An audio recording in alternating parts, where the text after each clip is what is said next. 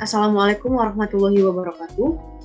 Halo, di RBL tentang pendulum elektromagnetik kali ini, kami dari kelompok 4 yang beranggotakan sebagai berikut, bertujuan untuk mengetahui pengaruh variabel tegangan, lilitan, dan jumlah magnet terhadap simpangan maksimal bandul. Pada percobaan ini, terdapat beberapa konsep. Yang pertama, itu pendulum elektromagnetik yang merupakan pendulum fisis yang menerapkan konsep osilasi. Osilasi yang terjadi itu adalah akibat interaksi antara medan magnet dan medan listrik yang nantinya dapat menghasilkan kuat medan yang mampu menggerakkan pendulum, dan osilasi ini juga merupakan gelombang elektromagnetik. Konsep kedua adalah solenoida yang merupakan salah satu kumparan yang terbuat dari kabel panjang yang didirikan secara rapat, yang juga merupakan bentuk elektromagnetik pada paling sederhana. Jika si solenoida ini dialiri arus listrik, maka akan menghasilkan medan magnet di sepanjang kumparan. Yang ketiga, itu adalah torsi atau momen gaya, yang merupakan gaya yang diberikan atau bekerja pada suatu benda yang untuk memutar benda tersebut terhadap suatu poros tertentu. Pada pendulum elektromagnetik, peristiwa torsi terjadi karena medan yang dihasilkan oleh kumparan yang dialiri arus. Terus induksi pada solenoida juga memberikan tenaga kepada bandul yang terdapat magnet, sehingga torsi terdapat pada pendulum elektromagnetik pada RBL kali ini. Selanjutnya akan dilanjutkan oleh rekan saya. Untuk alat bahannya sendiri adalah sebagai berikut.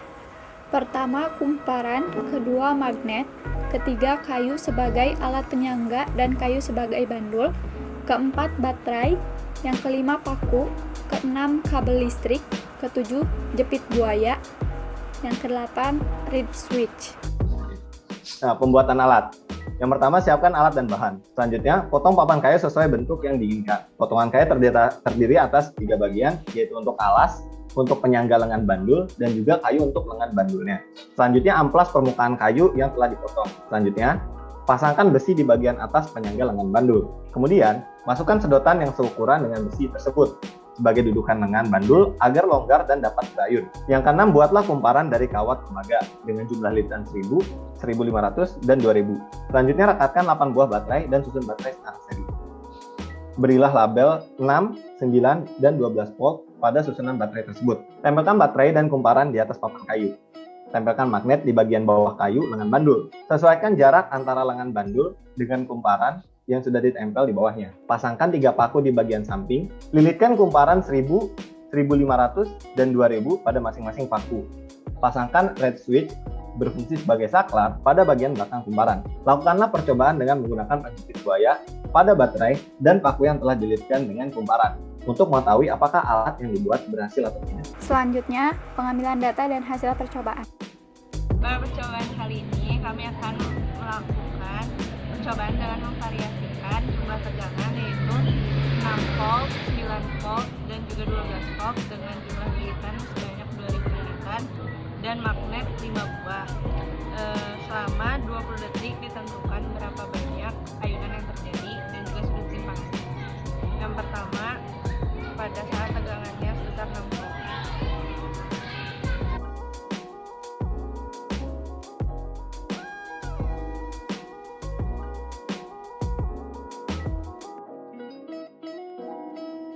Catat jumlah ayunan yang didapatkan.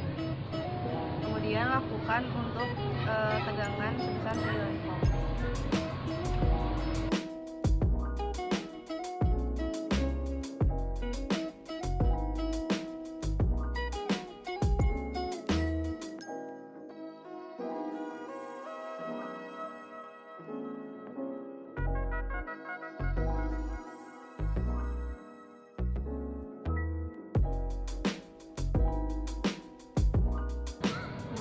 Lakukan untuk tegangan 12 volt.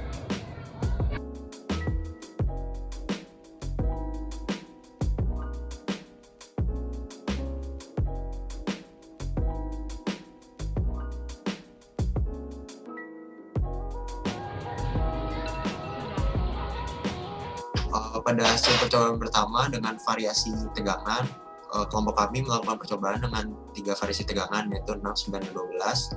Diperoleh sudut simpangan yang berbeda-beda, yaitu pada tegangan 6 volt diperoleh 60 derajat dengan frekuensi 1,05 Hz. dengan periode 0,952 dan kecepatan sudut 6,597. Pada tegangan 9 volt diperoleh sudut 70 derajat dengan frekuensi 1, periode 1 dengan kecepatan sudut 6,283. Dengan tegangan 12 volt diperoleh simpangan sebesar 88 derajat dengan frekuensi 1 Hz, periode 1 second, dan kecepatan sudut 6,283. Pada percobaan versi tegangan digunakan 5 buah magnet dengan lilitan sebanyak 2000 lilitan dengan waktu 20 second. Dan kami juga melakukan regresi dan diperoleh hasil sebagai berikut. Kemudian kali ini saya akan melakukan percobaan dengan variasi lilitannya. Yang pertama ada lilitan sebanyak 1000, kedua ada sebanyak 1500, dan yang ketiga ada sebanyak 2000 lilitan. Tentu saja, dan tegangan yang dipakai adalah tegangan yang paling besar, yaitu 12 volt, dan jumlah magnet yang dipakai itu adalah 5. Oke, langsung saja ya. Kita masukkan kaitkan ke tegangan 12 volt, dan kita kaitkan juga ke yang lilitan 1000 lilitan, dan dihitung waktunya ya sampai ini sempurna dulu.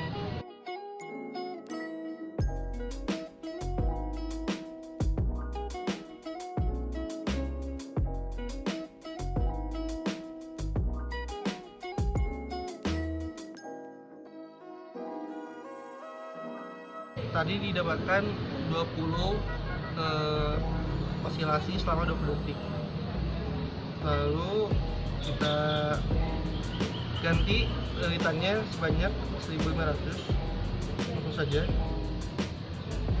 Tunggu dulu sampai sempurna.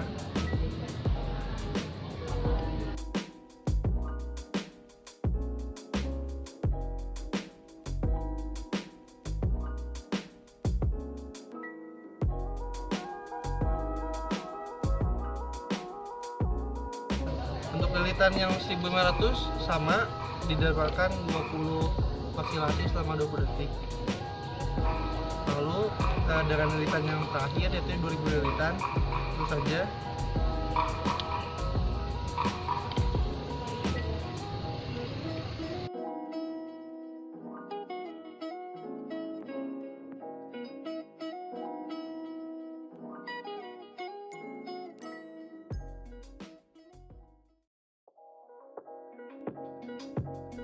terakhir.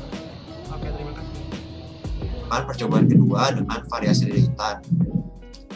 Hasil percobaan yang kami peroleh yaitu dilakukan jumlah lilitan yang berbeda, yaitu 1000, 1500, dan 2000. 1000 lilitan diperoleh sudut simpangan sebesar 65 derajat dengan frekuensi 1 Hz, periode 1 second, dan kecepatan sudut 6,28. Pada lilitan 1500 diperoleh simpangan sudut 85 derajat dengan frekuensi, periode, dan kecepatan sudut yang sama. Pada 2000 lilitan diperoleh simpangan sudut sebesar 87 derajat dengan frekuensi, periode, dan kecepatan sudut yang sama. Pada percobaan ini digunakan jumlah magnetnya yaitu 5 buah magnet dengan 12 volt tegangannya dan dengan waktu 20 second, dan kami juga melakukan regresi dan diperoleh hasil sebagai berikut.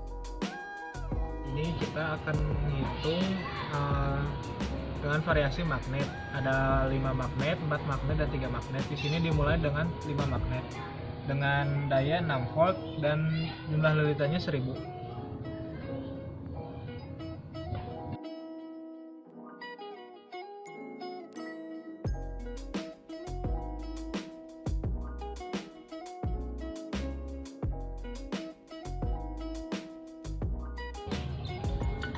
Didapat 21 gerakan dengan sudut sebesar 70. Lanjut dengan 4 magnet.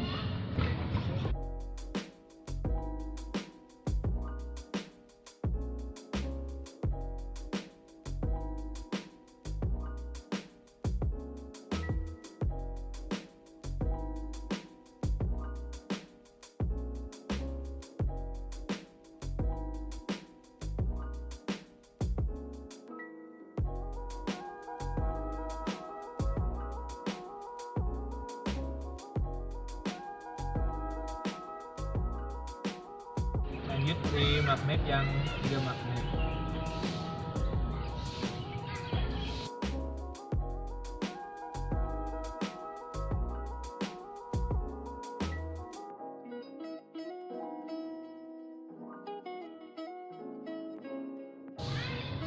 Sekian, terima kasih.